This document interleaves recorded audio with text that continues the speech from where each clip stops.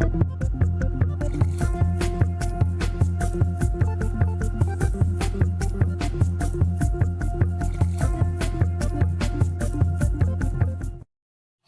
buenas noches, estimados amigos.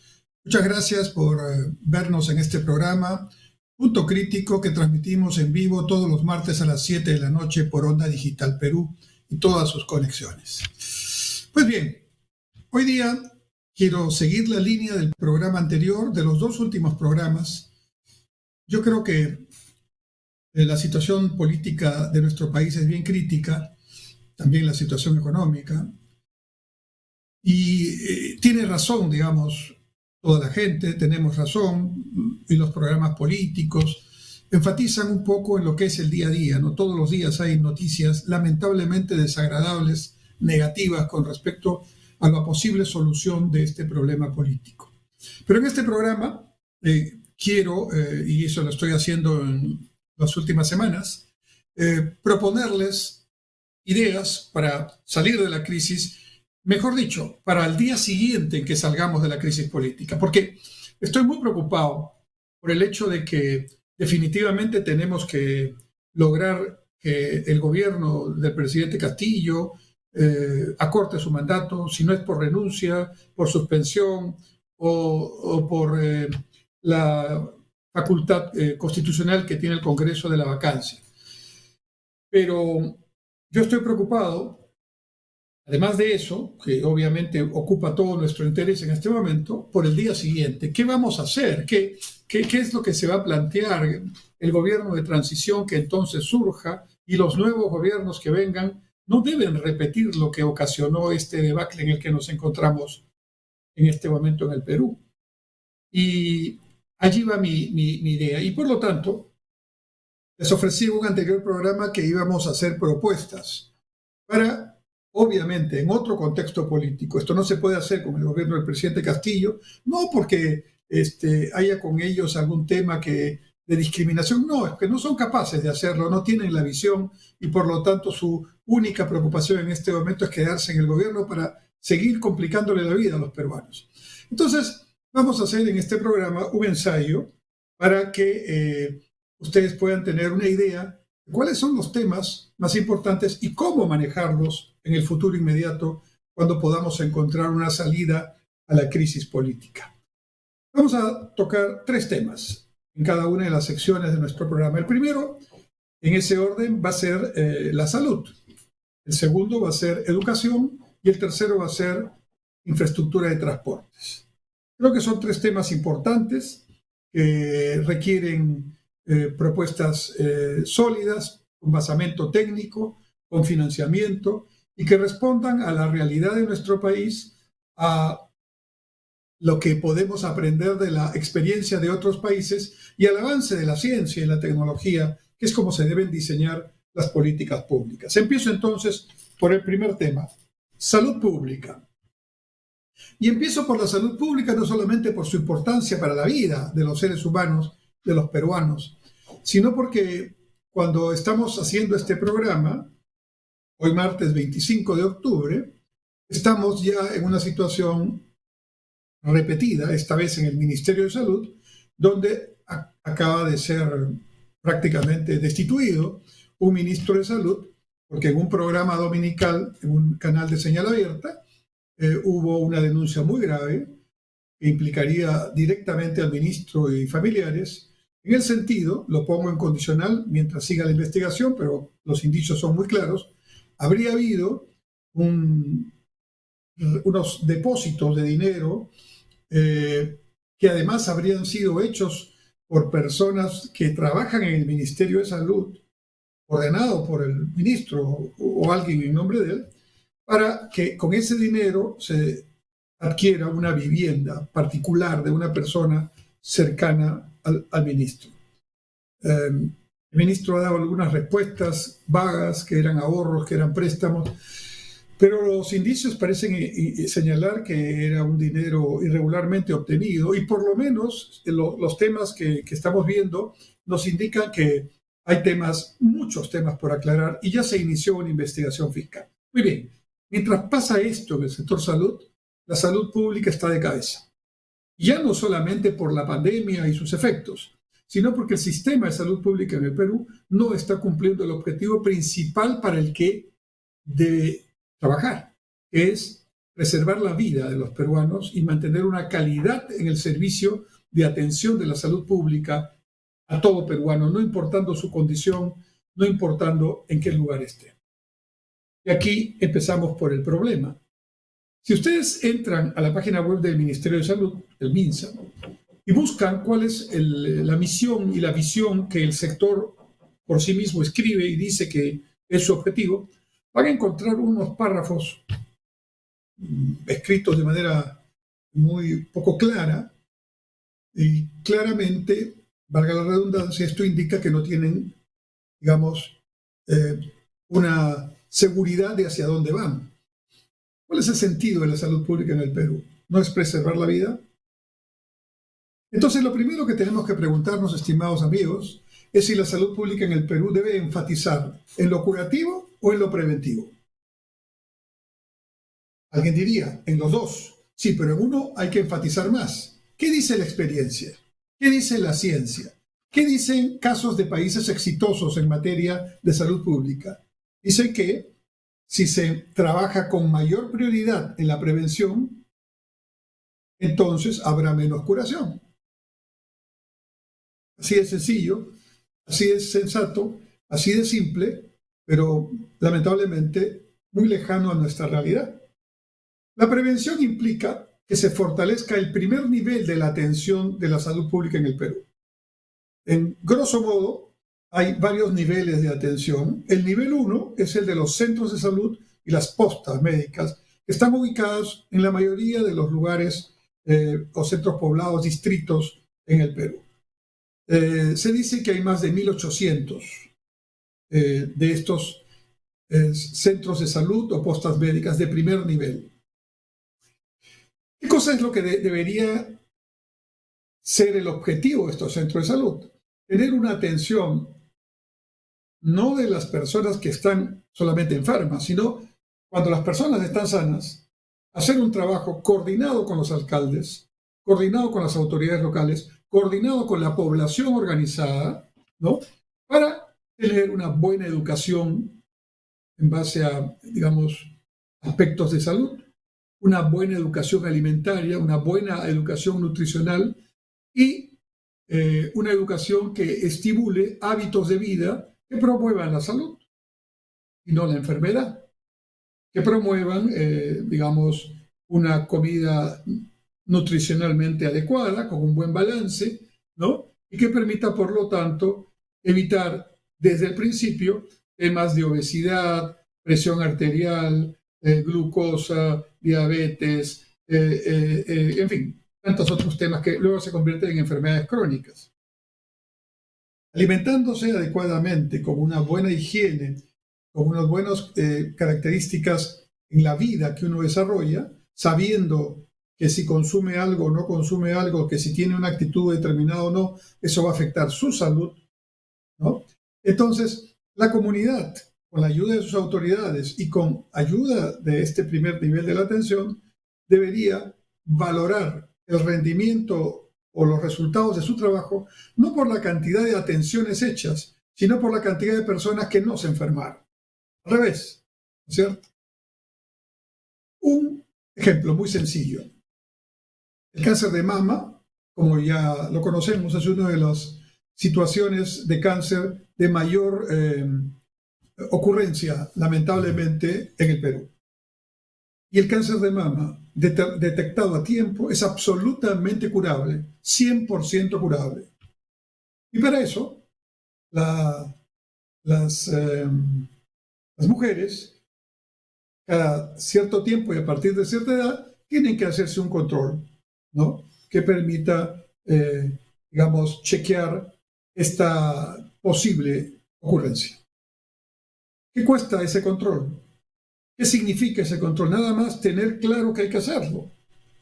Y si eso ocurre, y se hace periódicamente, se detecta a tiempo alguna anomalía que se produce, y si es algún ganglio que puede convertirse luego en una situación cancerosa, bueno, se hace lo que el médico y la ciencia señala, y se evita que esto se propague y tenga efectos complicados posteriormente.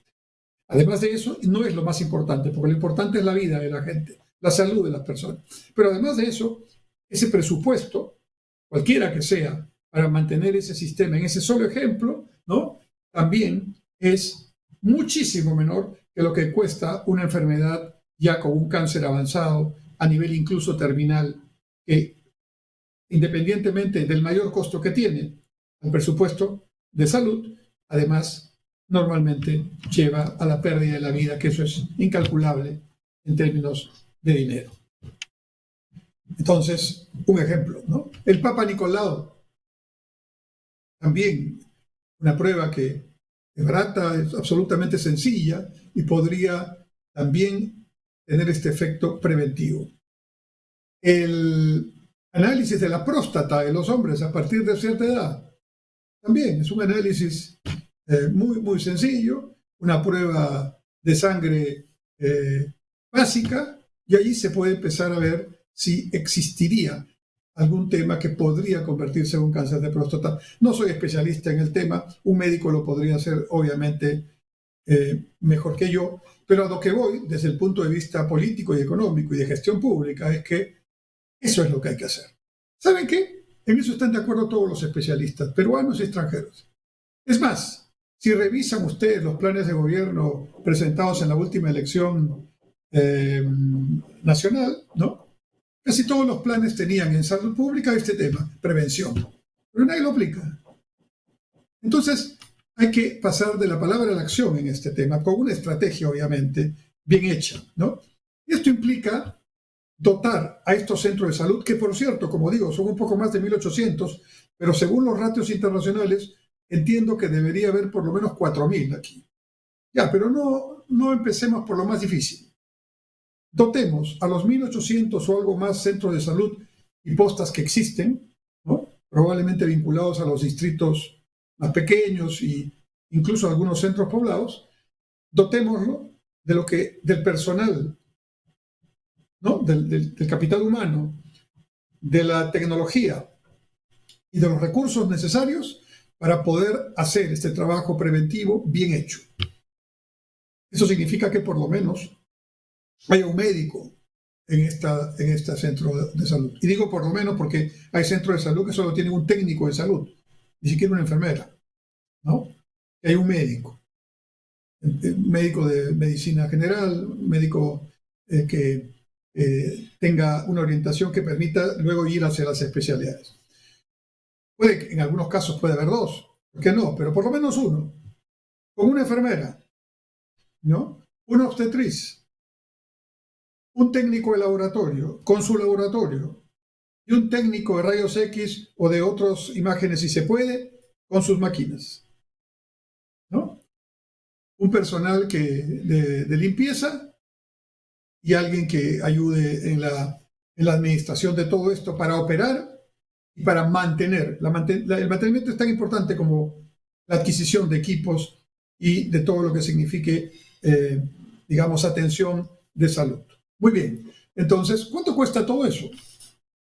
Miren, lo que cueste, digamos que cueste 1.000, ¿no? Es con toda seguridad y sin hacer el cálculo menudo, muchísimo menos que lo que cuesta hoy a todos los peruanos, porque es plata pública, que muchos de estos compatriotas que lamentablemente no encuentran en el centro de salud una respuesta a sus problemas o no se trabaja con la comunidad para hacer prevención, llegan a los hospitales de última categoría, los hospitales de alta complejidad, y vienen los problemas ya de enfermedades que son detectadas tarde. Pero además, con las conocidas colas en las madrugadas para obtener una cita que a veces no se logra, o te la dan para 2 o 3 meses después, o una cita que luego te dan en esa cita orden para laboratorio, pero cuando vas al laboratorio te citan para dentro de 2 meses, y cuando vuelves con tus pruebas ya, con tus resultados, el médico dice, bueno, pero esto ya pasó, porque son 2 meses después, y así sucesivamente esta disfunción que existe en la atención de la salud pública. O necesitas una intervención quirúrgica y ahí sí te programan no en meses, sino al próximo año. Estás en una cola de más de un año. Esa es la realidad de la salud pública en el Perú, ¿no?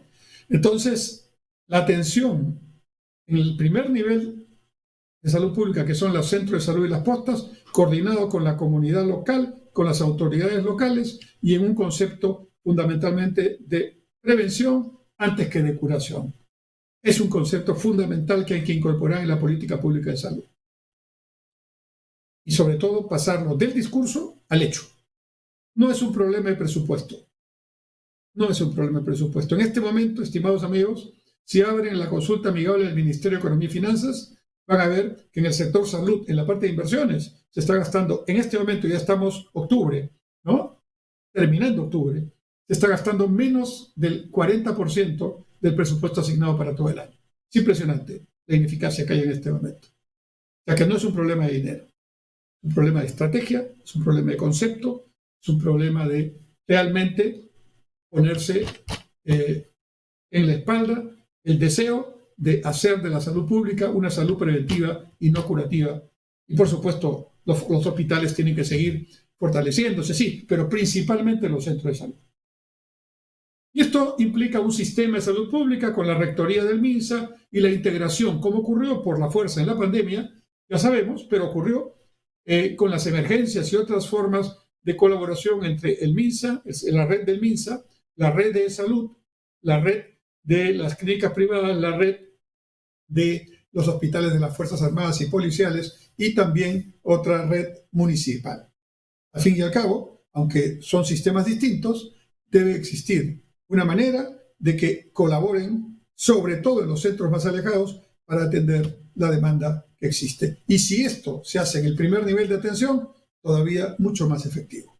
Ahí tienen, estimados amigos, 2 o 3 ideas concretas sobre la salud pública en el Perú, que pueden aplicarse, que tienen consistencia técnica, que tienen basamento en ciencia y en evidencia y que se encuentran en otros casos exitosos de países que ya lograron este hecho. ¿Algo de eso están escuchando ustedes en los debates públicos? No, lamentablemente. Bueno, hay que empezar a debatir sobre ideas, sobre propuestas y, por supuesto, está abierto el debate. Ojalá hubiera un debate sobre ideas donde haya 10 posiciones sobre el tema, pero que luego aterricen en una propuesta que sirva hoy y no mañana al ciudadano común. Vamos a hacer un alto y volvemos en un momento en nuestro programa Punto Crítico.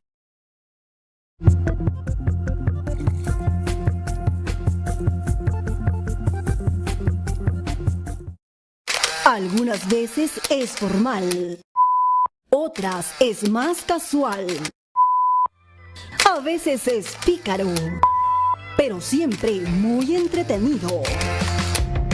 Por fin es hoy, con Hamilton Segura, por Onda Digital Perú, canal 18.4, también por Cable Más, canal 791 y por Facebook.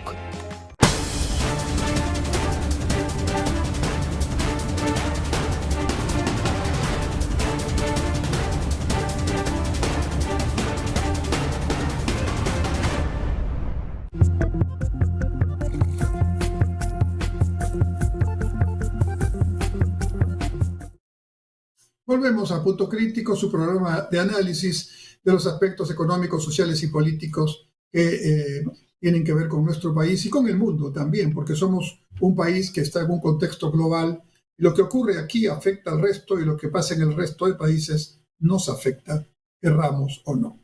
En esta misma línea de hacer propuestas, quiero ahora plantear algunas propuestas en el sector educación. También en el sector de educación hemos visto últimamente varios ministros, un problema de un sindicato contra otro sindicato, pero en realidad el principal problema que tiene la educación peruana en este momento es recuperar los más de 700 días que los estudiantes de la escuela pública y privada, todos, han pasado en medio de la pandemia con una educación en algún sentido remota, en algún sentido virtual, y básicamente en la escuela pública yo creo aquí que hay también consenso, perdiendo por lo menos más del 50% de las posibilidades de aprendizaje, de los contenidos de aprendizaje. Es decir, tenemos casi 2 años en que estamos teniendo una, situación en que los programas educativos no están cumpliendo con sus contenidos por la dificultad de la falta de presencialidad. Esto ha sido terriblemente dañino para el caso de los estudiantes de los niveles de educación inicial.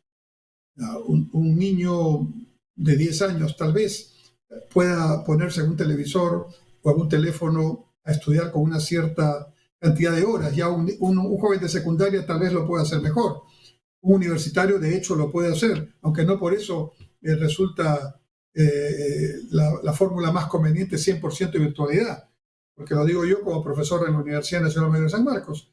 Hemos hecho 2 años de virtualidad y no hemos perdido, los contenidos se han dado, pero yo que estoy acostumbrado a enseñar hace 44 años, he tenido unos alumnos que no conozco su rostro, porque me escuchan por una realidad tecnológica con cámaras apagadas. Y entonces aquí se producen elementos que solo la presencialidad da.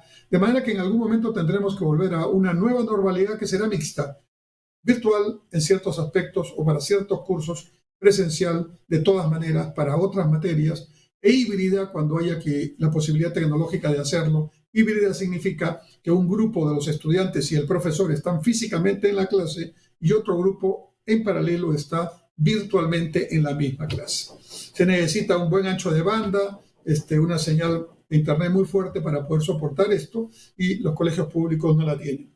Y en algunas zonas de nuestro país la banda ancha todavía no ha llegado, entonces tenemos ese problema, la brecha digital, que hace que solamente 40% de los niños matriculados en educación pública, según el último censo nacional, tienen acceso al internet en su casa.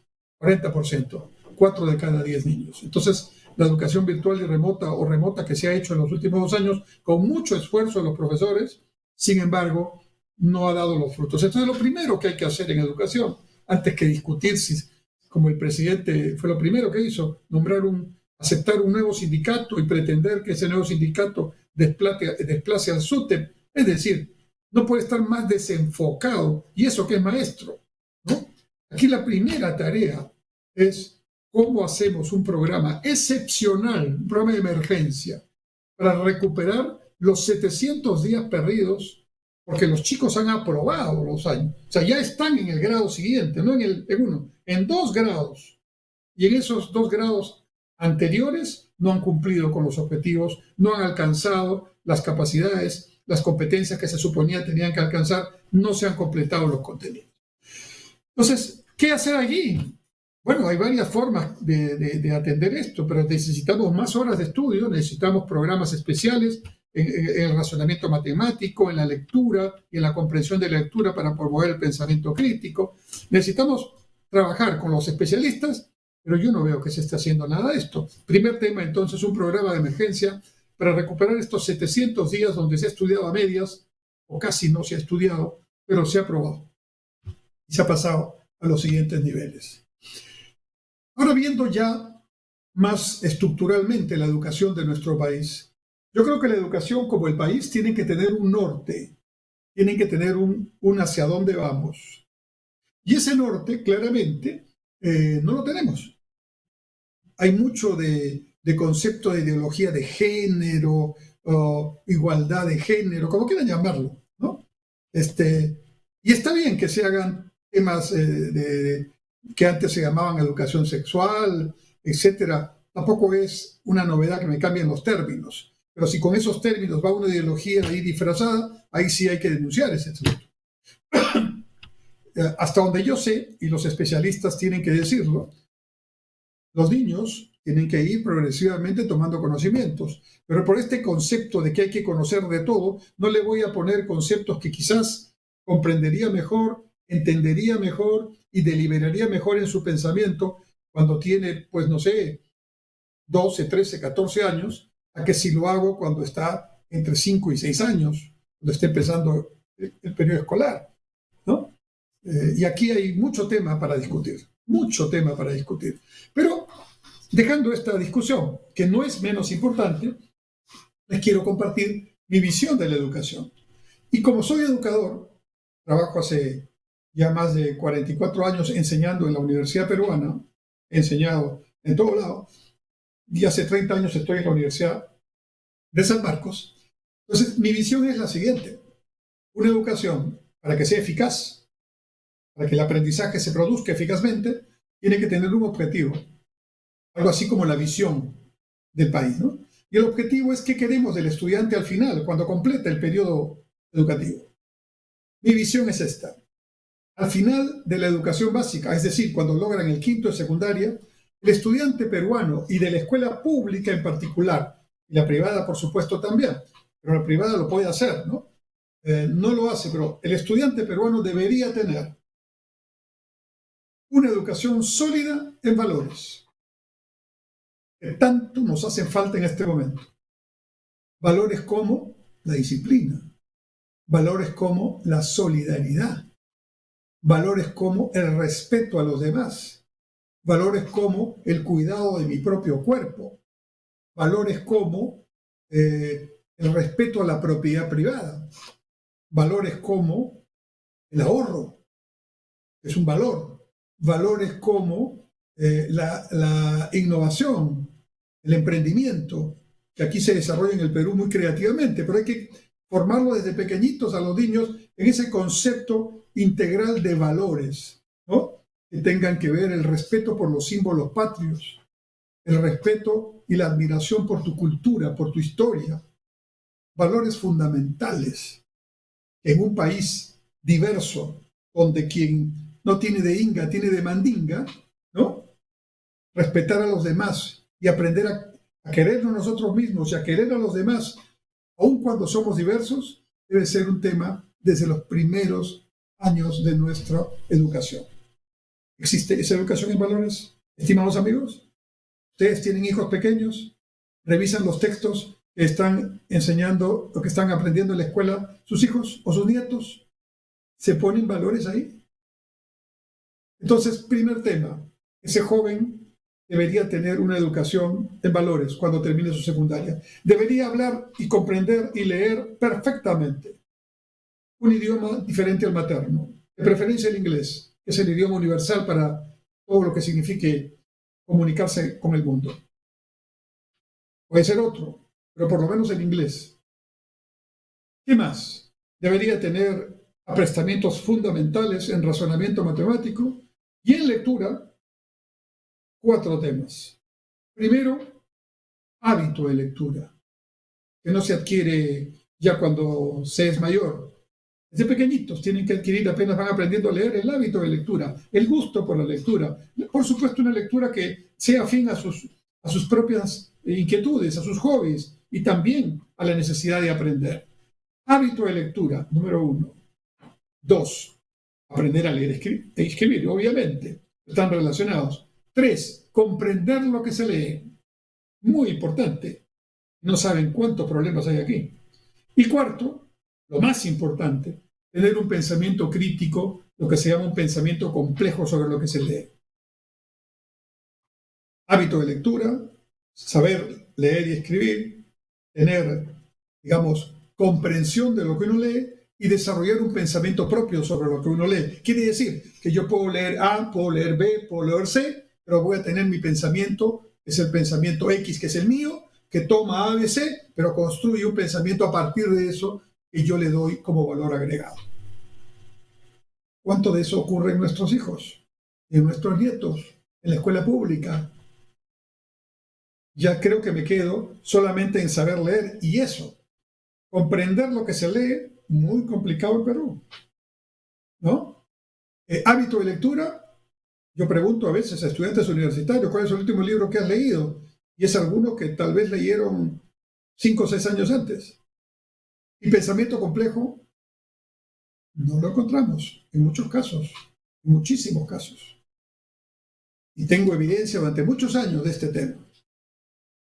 Pero además, este estudiante, esta joven, deberían terminar su secundaria con una formación integral, humanística, en la que conozcan de las ciencias básicas, de las ciencias sociales, que conozcan un poco de las tecnologías de este tiempo disruptivas que hoy existen, porque es su medio, es su hábitat, es su contexto normal desde que nacen, ¿no?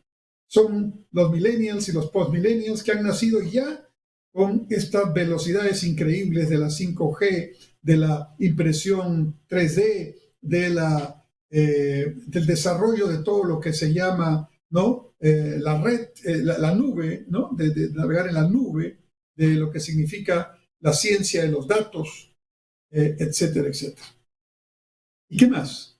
Debería, además de tener estos conocimientos sólidos y estos elementos, valores y capacidades y actitudes, debería tener al menos un oficio aprendido. Cualquiera que le guste: carpintería, electricidad, soldadura y otros diferentes, para que en caso fortuito, y nadie sabe lo que le puede pasar, pues simplemente pueda trabajar y ganarse la vida honradamente, ¿no? Y finalmente, que a su gusto, aparte de estudiar, aparte de socializar adecuadamente, de crecer y formarse como persona, tenga un arte, una actividad artística, una actividad deportiva que formen parte de su formación integral. Si ese estudiante mínimamente saliera con estas capacidades, otra sería la realidad del Perú. Porque una parte importante de nuestros problemas y de nuestra crisis es el bajo nivel educativo, que hace que muchas personas, no estoy hablando ya de jóvenes, sino de mayores, solo lean o el titular del periódico camino del kiosco de la esquina, ya leyeron, ya se enteraron, aunque el titular sea una gran mentira, pero ya se enteraron de lo que pasaba, o lean un titular o algún mensaje de las redes sociales, algunos de los cuales son grandes falsedades, ¿no? Y que se llaman fake news, ¿no? Muy bien. La educación entonces es un segundo tema importante a considerar y es un tema vital, transversal a toda la actividad que desarrollemos a lo largo de los diferentes sectores. ¿Tenemos problemas en agricultura? Tiene que ver con educación. ¿Tenemos problemas en salud? Lo acabamos de ver, tiene que ver con educación. ¿Tenemos problemas en la infraestructura? Tiene que ver con educación. O si no, ¿cómo me explican el comportamiento de los conductores cuando manejan sin respetar el reglamento, o cuando toman y salen a manejar, o el comportamiento de los peatones que tampoco respetan las normas? ¿Ese comportamiento acaso no tiene que ver con la educación vial? O sea, con la educación. Y si hablamos de temas como el desarrollo del país y la inversión, ¿acaso no tiene que ver con educación el entender que en el mundo países A, B, C o D de diferentes tipos de políticas, sin embargo, saben que hay que invertir para poder generar producción y empleo, y que el empleo solo va a salir a partir de la inversión y la producción, y no por un discurso, por un decreto, o más aún por esta ya pretendida y fracasada socialización de los medios de producción, en la que todavía algunos creen? Educación, estimados amigos. Un pueblo educado es un pueblo que tiene una gran revolución, para bien. Un pueblo educado no es un pueblo sometido. Un pueblo educado es un pueblo que respeta, hace respetar sus derechos, vota bien, entiende que hay cosas que dependen de ellos y cosas que dependen de las instancias de gobierno, y hay cosas que dependen del mundo. Por lo tanto, sabe que tiene que, en su parte, afrontar, trabajar para lograr un mejor bienestar para los suyos, para su familia. La educación es fundamental. Y por supuesto, en esta tarea educativa, los maestros cumplen un papel importantísimo. Mi madre fue maestra y yo les puedo asegurar que el grueso de los maestros estaría dispuesto a entrar en un proyecto de este tipo, y por supuesto a los maestros hay que fortalecerlos, hay que capacitarlos, hay que remunerarlos bien, ¿no? En países como que son hoy día líderes, Singapur, que es mencionado en todos los casos y en todas las conferencias, ¿saben cuál es la imagen que aparece en su billete de mayor circulación? Normalmente uno pone héroes, santos, infraestructuras, destinos turísticos, ¿no? ¿Saben cuál es la imagen que está en el billete de mayor circulación en Singapur? Un maestro de escuela. Un maestro, cualquiera, dando clases. Esa es la importancia que tiene la educación en países exitosos. Esa es la educación que debemos tener.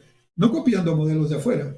Les he dado planteamientos que son totalmente aplicables a una realidad como la peruana, riquísima en diversidad cultural, en diversidad geográfica, pero que también cuando hay problemas ante la falta de educación da caldo de cultivo para el surgimiento de mal llamados líderes populistas que engañan, que hacen corrupción, y en base de esto se genera una gran incertidumbre y desconfianza mayor en la población. Educación. Vamos a un pequeño, intermedio y entramos en la última parte de nuestro programa.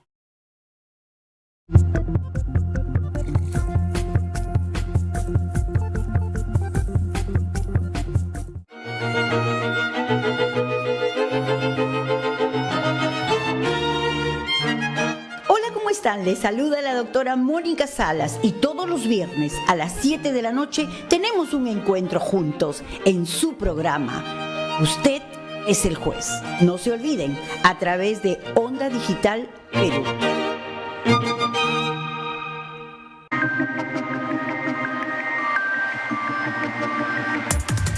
Soy Vania Dongo y conmigo entrevistaremos a expertos en gestión pública de todo el Perú. Ellos compartirán con nosotros sus experiencias, anécdotas, su visión y también los problemas que hay para poder llegar al Perú que todos deseamos. Acompáñame en este programa Ruta Perú todos los martes a las 8 de la noche aquí en Onda Digital Perú.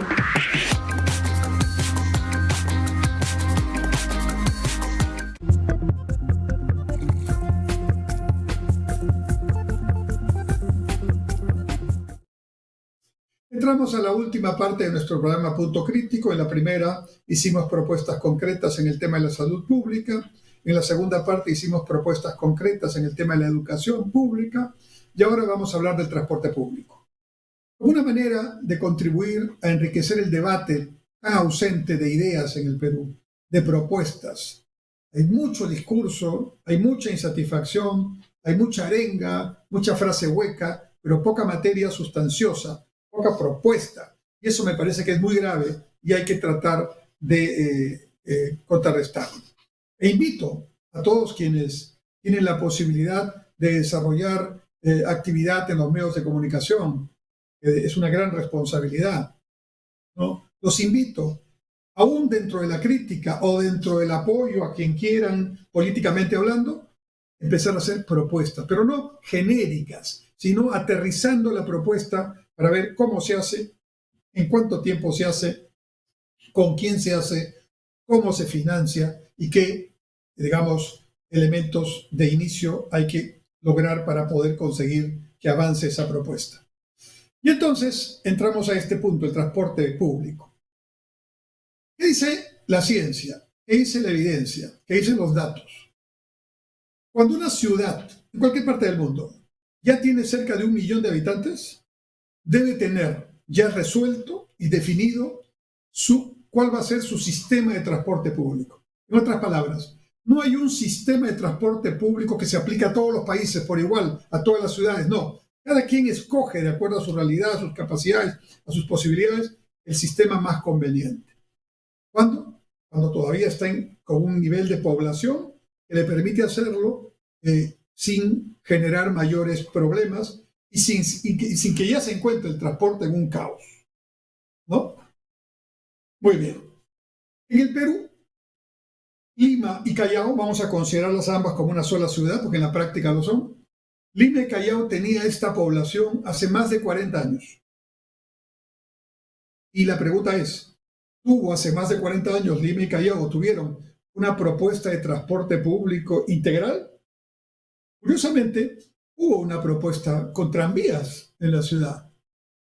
Y inexplicablemente, un buen día los tranvías desaparecieron, ¿no? Y se dio lugar a lo que hoy la hecatombe del tráfico en Lima, ¿no?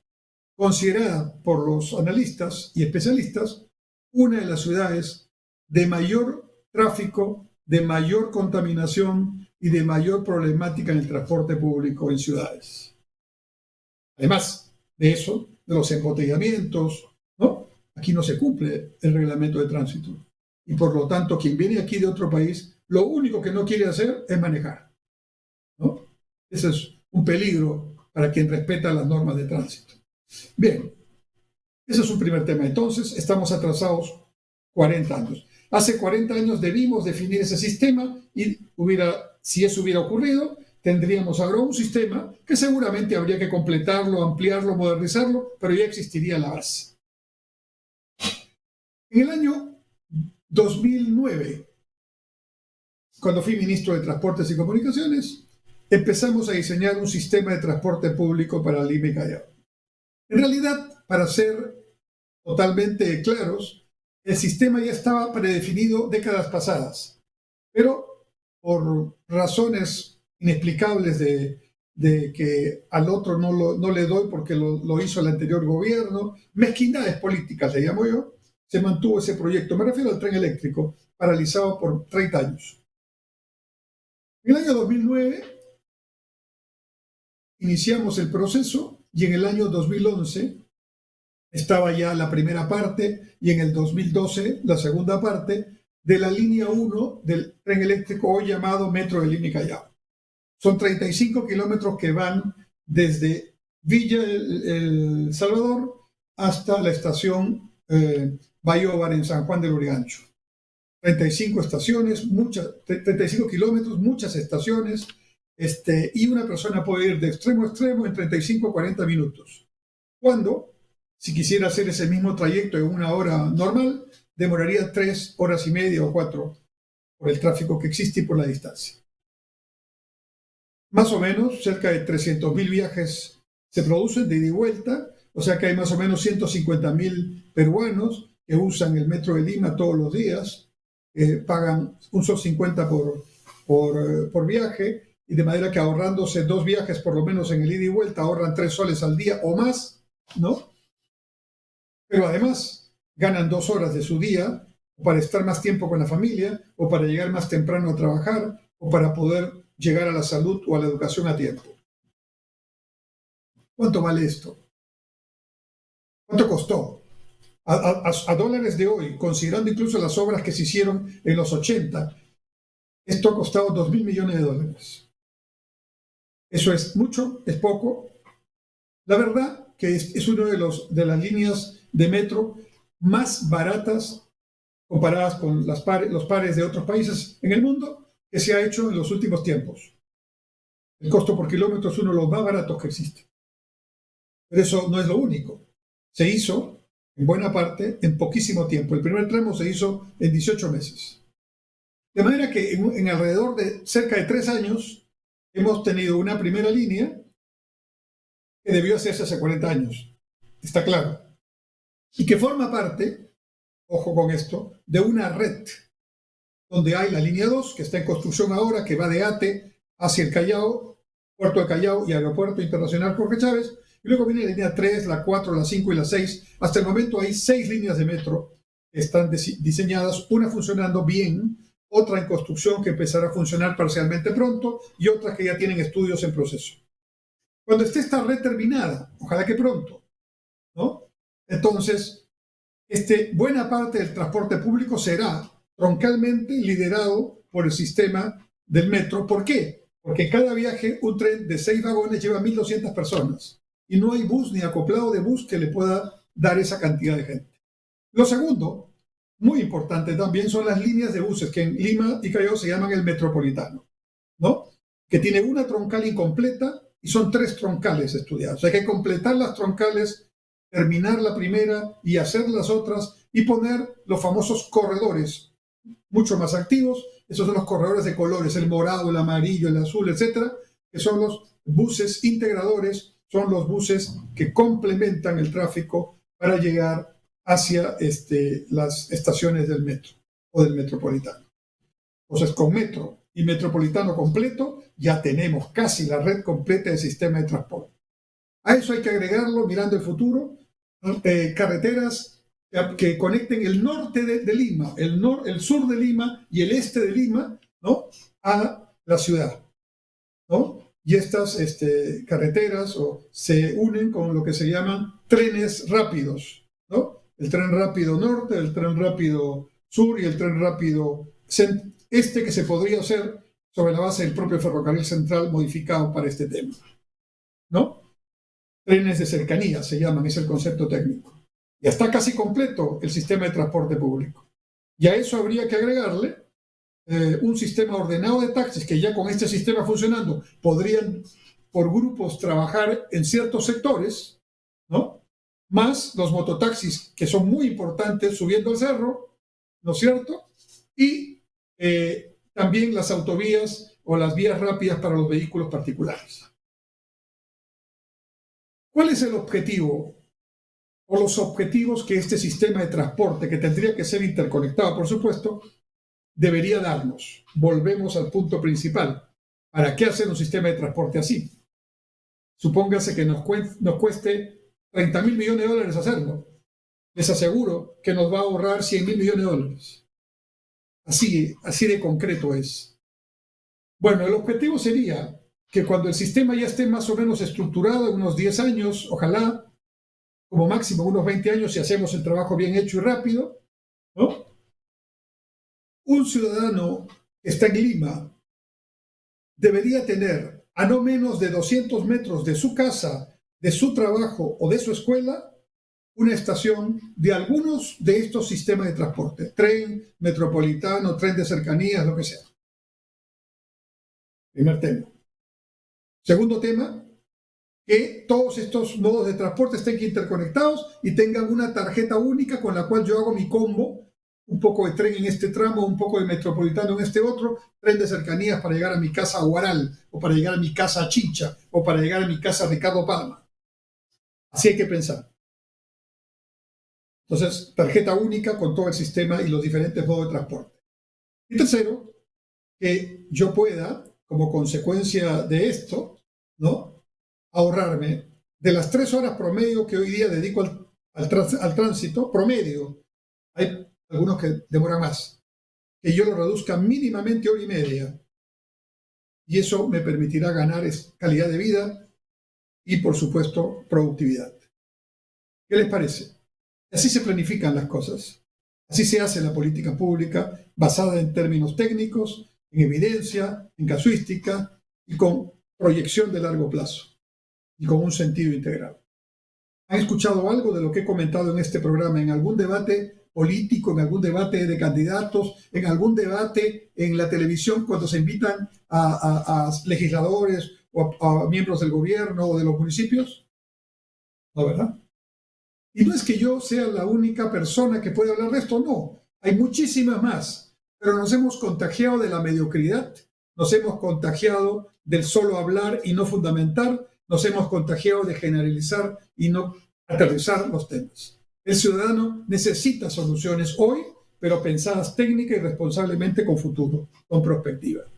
Necesitamos realmente mejorar el nivel del debate público, porque me preocupa, repito, con la que inicié este programa, no solamente que haya una salida de la crisis política que tiene que producirse pronto, y lo deseamos la gran mayoría de los peruanos, es decir, que termine el gobierno del presidente Castillo e incluso que este Congreso adelante también elecciones y tengamos pronto otras autoridades.